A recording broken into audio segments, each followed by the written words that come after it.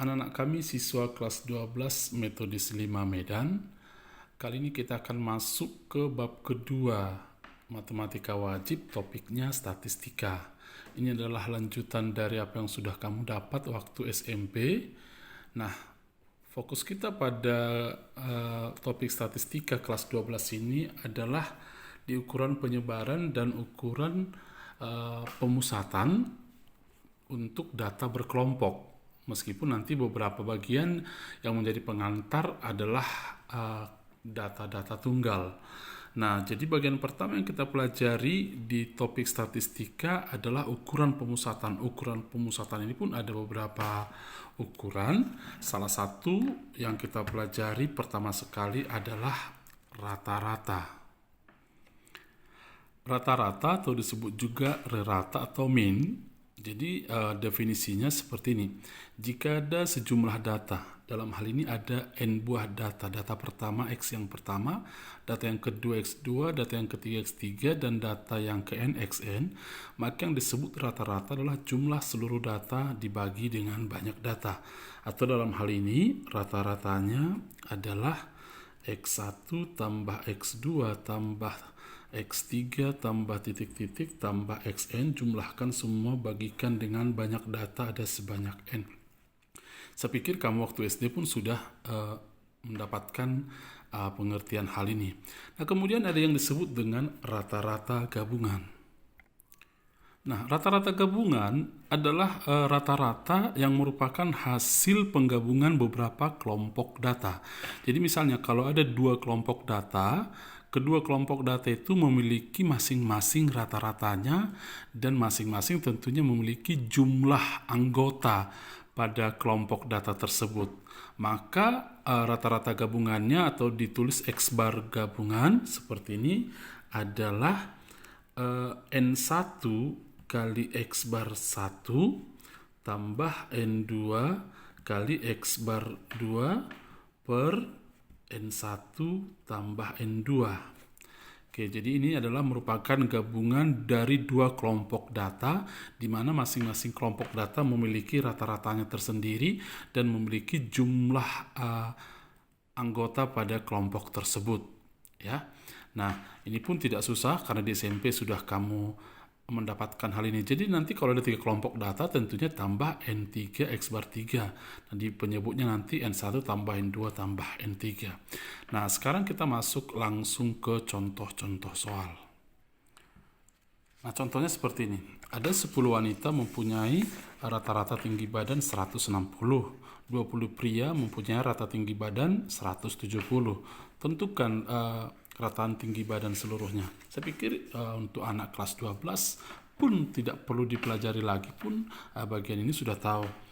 Nah, rata-rata gabungan adalah gabungan antara dua kelompok tersebut, ya. Nah, kelompok pertama ada berapa? 10 wanita. Ada berapa wanita? 10 wanita. Nah, rata-rata gabungan kan N1 X bar 1 tambah N2 X bar 2 per N1 tambah N2. Dalam hal ini berapa N1-nya? N1-nya kan artinya kelompok wanita lah kita anggap. Kelompok wanita ada berapa? 10. Nah, berapa rata-rata tinggi badan kelompok wanita itu? 160 cm. Berarti kali 160. Nah, ini yang 160 ini adalah rata-ratanya. Ya, rata-rata si tinggi badan wanita. Kemudian 20 pria adalah kelompok kedua. Berarti 20 N2-nya, rata-rata tinggi badan yang 20 pria ini adalah 170. Oke, kali 170 dibagi. Nah, total wanita dan pria adalah 10 tambah 20. Kan begitu, ya. Oke, hasilnya sama dengan 10 kali 160 adalah 1600 tambah 20 kali 170 adalah 3400 per 30. Nanti hasilnya ini 5000 per 30 atau 500 per 3. Ini sekitar 166,67, ya, pembulatannya. Nah, inilah rata-rata gabungannya. Ini artinya gabungan rata-rata dari pria dan wanita dalam dua kelompok tersebut, ya. Kita masuk ke contoh berikutnya. Soal keduanya seperti ini, ada sekelompok data yang rata-ratanya 11. Nah, kemudian ada data baru, satu buah data baru, eh, nilainya 29. Rata-ratanya sekarang menjadi 13, artinya ini setelah digabung oleh data baru tersebut. Nah, sekarang berapakah jumlah atau banyak data pada semulanya? Akan begitu ya. Nah, waktu melihat hal ini kamu harus pintar memetakan yang mana itu rata-rata gabungan, yang mana rata-rata kelompoknya. Nah, ketika di sini ada kata rata-ratanya menjadi, ini ada kata menjadi 13. Nah, 13 ini adalah rata-rata gabungan. Jadi kamu harus bisa buat bahwa rata-rata gabungannya adalah berapa? 13. Oke. Nah, kemudian pada sekelompok data yang rata-ratanya 11. Nah, sekelompok data ini N1. Ini yang kita tidak tahu. Belum tahu berapa kelompok data itu, tetapi rata-ratanya dikasih tahu 11. Berarti X bar 1 sama dengan 11. Nah, kemudian ditambah data yang baru. Berapa buah data yang baru itu? 1. N yang kedua adalah 1. Berapa besar rata-rata yang baru itu? 29. Berarti X bar 2 sama dengan 29. Sehingga nanti yang ditanya adalah N yang pertama. Tidak sulit kan? Nah, tentunya tinggal kamu masukkan ke rumusnya ya. Jawab apa? X bar gabungan adalah N1 X bar 1 tambah N2 X bar 2 per N1 tambah N2. Rata-rata gabungannya berapa? 13. N1-nya ada berapa? Ditanya. X bar 1 11.